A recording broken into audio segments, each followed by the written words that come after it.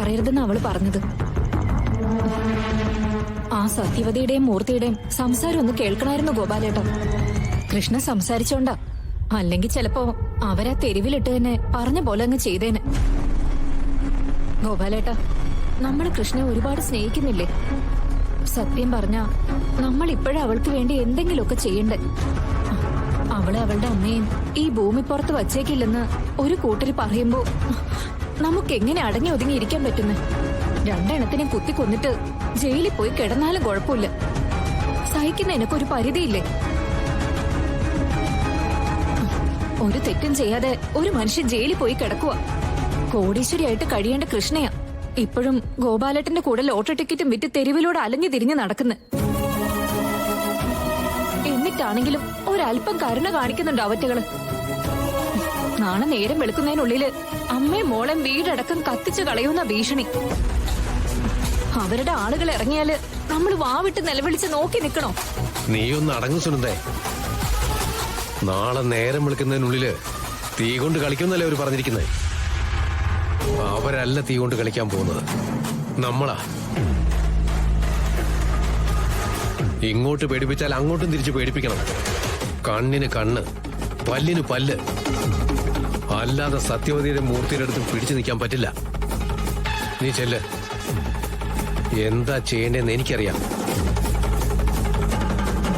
കൃഷ്ണയുടെയും തങ്കത്തിന്റെയും മേത്ത് ഒരുത്തനും തൊടില്ല.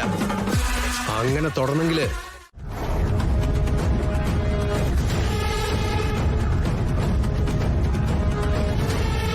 എന്താ സുഖല്ലേ? സുഖമാണ്. കീർത്തി എന്തേ ആലോചിച്ച് നിൽക്കുന്നേ? അല്ലെങ്കിൽ എപ്പോഴും വാതോരതെ സംസാരിക്കുന്ന ആളാണല്ലോ. അതൊന്നുമില്ല കാട്ടെ.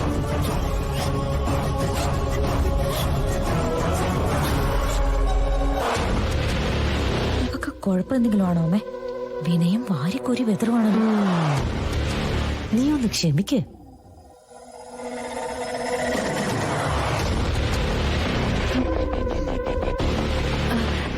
മോക്ക് കുടിക്കാൻ എന്തെങ്കിലും എടുക്കട്ടെ? വേണ്ട.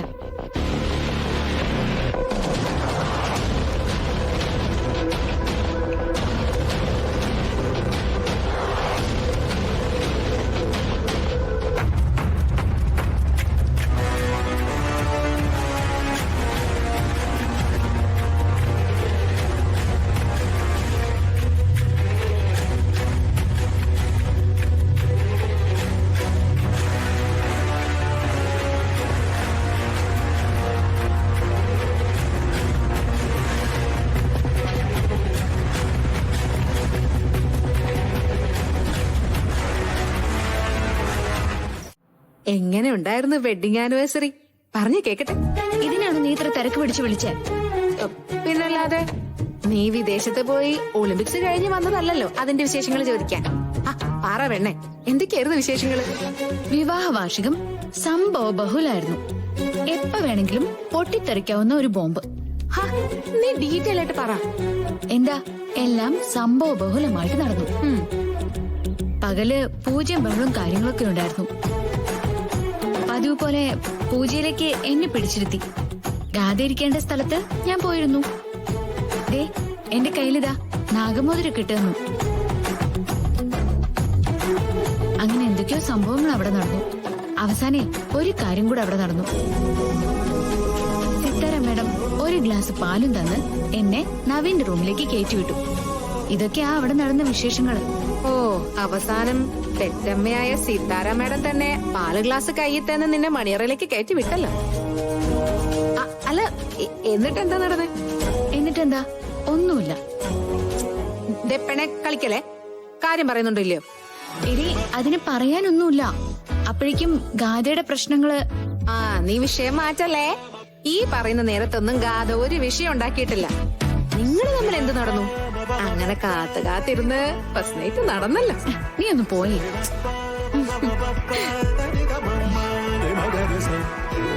നിന്നെ പോലൊരു പെണ്ണിനെ ഇതിൽ കൂടുതൽ നന്നായിട്ട് അത് പ്രകടിപ്പിക്കാൻ പറ്റില്ല. കാര്യം എനിക്ക് മനസ്സിലായി. എന്താ?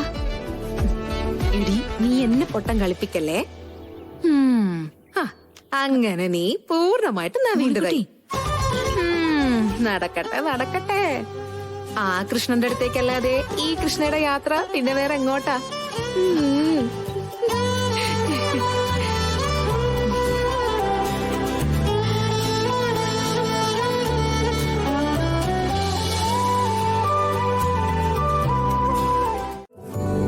പറയാൻ മടിക്കുന്നതിന് പേടിയുണ്ട്. ഈ വീടിന്റെ അകത്ത് നമ്മുടെ ബെഡ്റൂമില് നമ്മൾ വഴക്കിടുന്ന പോലെയല്ല ഒരു പൊതുസ്ഥലത്ത്. ഭാര്യ വഴക്കുണ്ടാക്കുകയും ഭർത്താവ് നിസ്സഹായനായി നിൽക്കുകയും ചെയ്ത അത് വല്ലാത്തൊരു നാണക്കേടാ.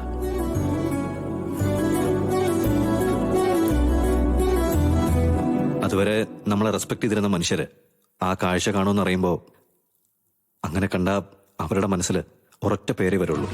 അതെന്താണെന്നറിയോ? കഴിവില്ലാത്തവൻ. അത് എല്ലാ പുരുഷന്മാരും പേടിക്കുന്നൊരു കാര്യമാണ്. Oh, I'm really sorry Naveen. കഴിഞ്ഞൊരു വർഷത്തിനിടയിൽ എന്റെ ഭാഗത്തു നിന്നും ചെറുതും വലുതുമായിട്ട് എന്തൊക്കെ സംഭവിച്ചിട്ടുണ്ടോ അതിനൊക്കെ ഞാൻ മാപ്പ് ചോദിക്കാം. എനിക്ക് ഓർമ്മയുള്ളതിനൊക്കെ ഞാൻ പ്രായശ്ചിത്തം ചെയ്യാം. അത് നവീൻ തന്നെ കണ്ടോ? എന്നിട്ട് ഞാൻ തിരുത്തിയിട്ടുണ്ടോ ഇല്ലയോ എന്ന് നവീൻ തന്നെ പറ. ഇത്രയൊക്കെ പറയുന്ന ഒരാളെ അവിശ്വസിക്കേണ്ട കാര്യമില്ല. താൻ പെട്ടെന്ന് റെഡി ആയിക്കോ, നമുക്ക് പെട്ടെന്ന് ഇറങ്ങാം. എനിക്കൊന്ന് കുളിക്കണം. എനിക്കും കുളിക്കണം. ഒരു കാര്യം ചെയ്യും, താനോടെ താഴെ കുളിക്കാം, ഞാൻ മേലെ ബെഡ്റൂമിൽ കുളിക്കാം. ഒരേ സമയം നമുക്ക് രണ്ടുപേർക്കും കുളിച്ച് റെഡിയായിട്ട് ഇറങ്ങാലോ. ഓക്കെ? Okay okay. പിന്നെ സമയം കളയാനില്ല, നമുക്കൊന്ന് ചുറ്റി അടിച്ചിട്ട് ഫുഡിന്റെ സമയം ഒന്ന് അറേഞ്ച് ചെയ്യണം. വേഗം ആയിക്കോട്ടെ. ആയിക്കോട്ടെ.